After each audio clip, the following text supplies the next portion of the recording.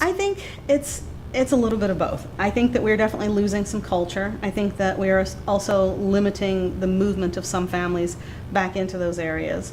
I think that they are becoming gentrified, essentially, younger, whiter, and wealthier. And so I think a lot of those things are changing, and very sort of obviously. When you go into neighborhoods like Lower Nine, or even the neighborhoods that I grew up in, they are far younger, far more mixed than they were when I was a kid. And so yeah, so I do think that you lose something, and you wind up pushing some people out, so that they're not able to return to those neighborhoods. So culturally, that changes things. It changes the culture of an area, and what's going to be permitted to kind of be there, I guess. On the other hand, the influx of money is always good. So it's kind of a double-edged sword. It's like, well, it's great that we have this money coming in, and we can build things again, and we can have businesses, and we can have all these lovely services that we want. And without that tax base, we wouldn't have that.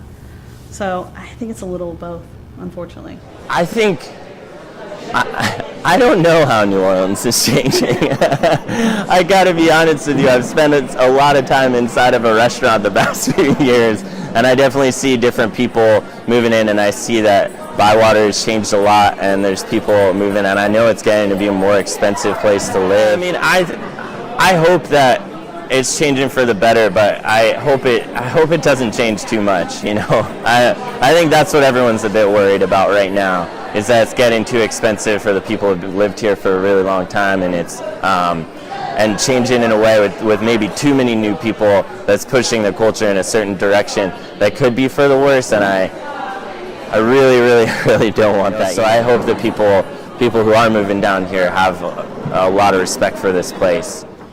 I guess it depends on who is benefiting. In terms of convenience, it definitely benefits the community.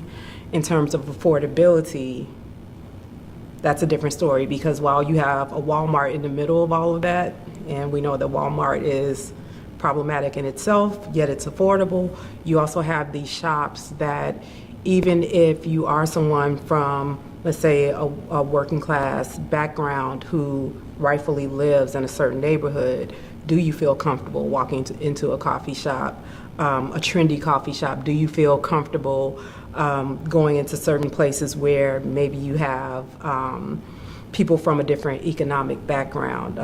Are you afraid of the stares that you may get if you're not dressed a certain way, or if you don't look a certain way or speak a certain way?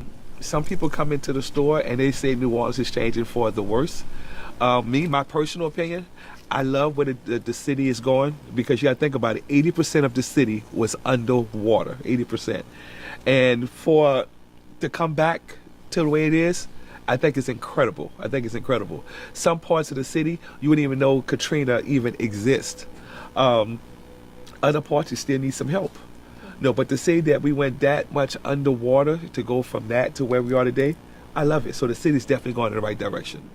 Judge, I hear people saying that it will. I hear people saying that it'll never die, I do think there's a lot of appropriation of that culture by white transplants, with like the Mardi Gras cruise, and even like the way Mardi Gras is celebrated. And this neighborhood is like pretty complicated and interesting. It's like this artist carnival vibe, and then you have this Ninth Ward marching band that is like all white hipsters basically, and I think those are the instances when people are like, oh, the culture, is it dying, is it being appropriated and then kind of bastardized, and you know what I mean? I don't know.